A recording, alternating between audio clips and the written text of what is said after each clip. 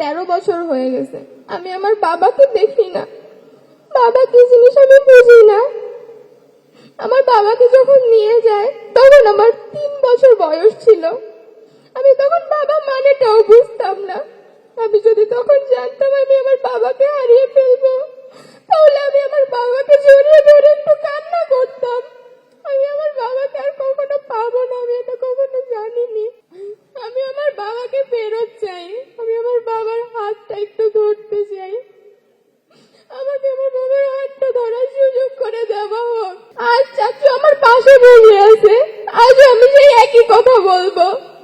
আমার বাবা সহ আমার সকল চাচুদের সাথে কি করা হয়েছে, তাদের কি অপরাধ ছিল সেটা খুঁজে বের করবে, এবং কারা তাদের সাথে এরকম অন্যায় করেছে তাদেরকে এই বাংলার মাটিতে উপযুক্ত শাস্তি দিবে।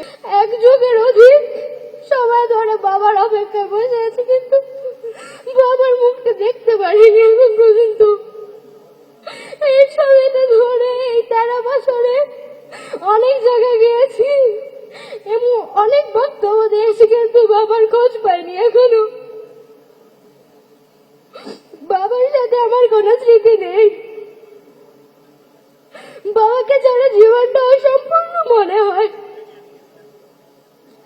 আমরা আমাদের বাবাকে ফেরত চাই।